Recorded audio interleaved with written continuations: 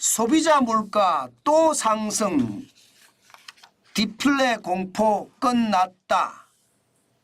중국에 대한 이야기입니다. 여러분, 이 지표를 먼저 한번 보시죠.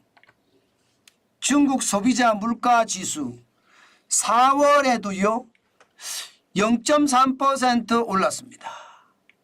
전년 대비해서 말입니다. 그러면 2월 달에 0.7%가 올랐고요. 3월에 0.1%가 올랐잖아요. 그러면 3개월 연속 중국의 소비자 물가가 올랐다는 뜻인가요? 게다가 0.3%라는 숫자는요. 시장의 전망치 0.2%보다 0.1%포인트가 높습니다.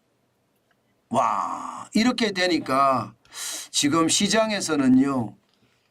소비자 물가가 떨어지는, 그래서 저성장을 야기하는 디플레이션의 공포, 이제 중국은 날려버린 것 아닌가, 그렇게 이야기할 정도입니다. 기본적으로 디플레이션이라는 것은요. 저성장 저물가를 말하거든요. 저성장 저물가의 원인은요. 기본적으로 소비를 안 한다는 뜻이에요. 소비를 덜하면 어떻게 될까요, 여러분? 소비를 덜하면 물건의 가격은 점점 내립니다. 이게 수요 측면의 요소는 그렇거든요. 계속 내립니다. 그러면 물건의 가격을 내리면 내릴수록 성장은 어떻게 될까요? 기업의 이익률이 더 떨어지니까 성장은 자꾸 뒤처지겠죠. 이게 결국은 저물가가 저성장을 초래한다는 디플레이션의 공포, 중국 전역을 감쌌거든요. 그런데 이 디플레이션 공포가 이제 좀 좋아진다는 뜻입니다. 돈을 많이 풀었잖아요. 솔직히 중국 지금 직업 준비율도 역대 최저 수준으로, 은행들이 가지고 있는 직업 준비율이 있잖아요. 역대 최저 수준으로 낮췄고요. 금리도 지금 계속해서 내려왔거든요. 그만큼 시장에 소비를 안 하니까 소비를 하게끔 돈을 굉장히 많이 풀었다는 뜻입니다. 그래서인지 말입니다. 중국의 디플레이션을 볼 때 최고의 지표라고 볼 수 있는 돼지고기 값, 전년 동기에 비해서 1.4% 상승을 했습니다. 그러니까 물가가 좀 올라간다.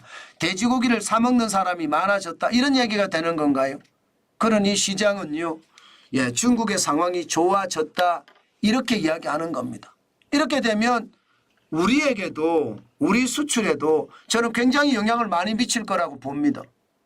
안 그래도 탄력을 받았는데 우리 수출에도 중국이 좋아지면 어떤 식이든 대한민국에서 가져가거든요.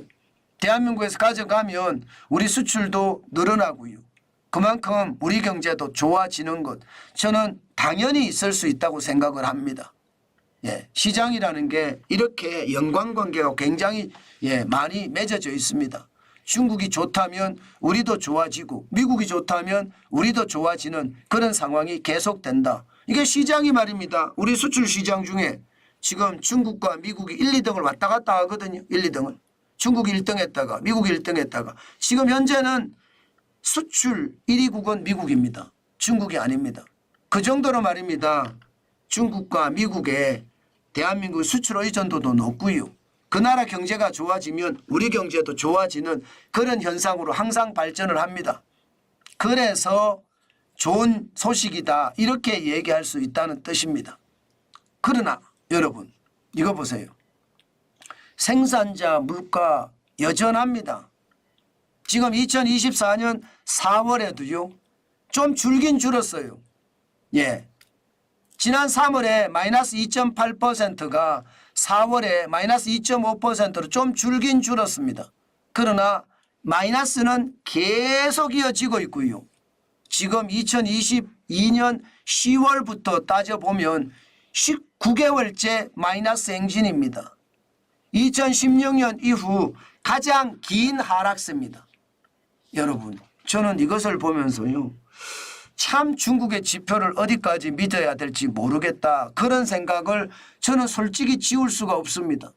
일반적으로 여러분, 일반적으로 생산자 물가가 떨어지면 소비자 물가가 떨어지거든요. 그 달이 아니고 그 다음 달에 말입니다. 예를 들어 생산자 물가 3월에 마이너스 2.8%가 되면요. 다음 달인 4월 소비자 물가는 떨어지게 돼 있어요. 그런데 올라갔어요. 0.3%. 뭔가 조금 이상하기는 해요. 기본적인 어떤 이론하고는 잘 안 맞기는 해요. 돈을 풀었기 때문에 그럴 수도 있는데 그렇지만 돈을 푼 거는 푼 거고요. 지금 생산자 물가가 떨어지는 건 떨어지는 거라 보이거든요. 저는 그것도 한 번쯤은 생각을 해봐야 되겠다. 그 생각도 하는 거고요. 또 생산자 물가가 19개월 연속 마이너스 행진을 하고 있다는 것은 중국의 디플레이션 공포가 끝났다 이렇게 얘기하기보다는요. 잠시 중단된 상태다. 뭐 그렇게 이해하시는 게 저는 좋겠다. 여러분에게 그렇게 말씀을 드리겠습니다. 그 정도로 말입니다. 시장에는요. 여전히 중국의 디플레이션 공포는 남아있다. 저성장, 저물가의 공포는 남아있다. 그렇게 생각을 하시면 좋을 것 같고요. 특히 중국 시장에서도요.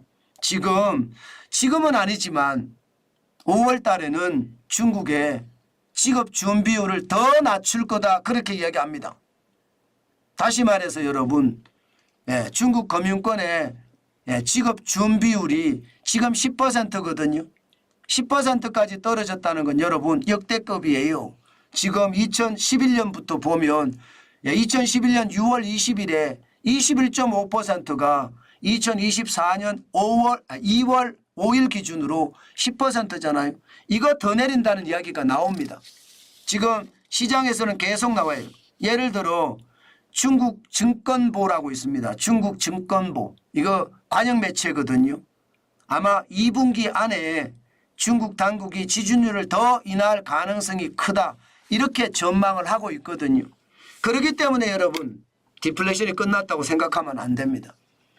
중국이 좋아져서 뭐 더 나아진다 이렇게 단순하게 생각해서는 안 된다는 뜻입니다. 물론 중국의 경제가 뭔가 꿈틀꿈틀하고 피어오르는 건 사실이지만 이게 전체적으로 본격 회복기에 들어섰다. 대세 회복기다. 이렇게 이야기하기는 쉽지 않다는 것 다시 한번 여러분 강조합니다.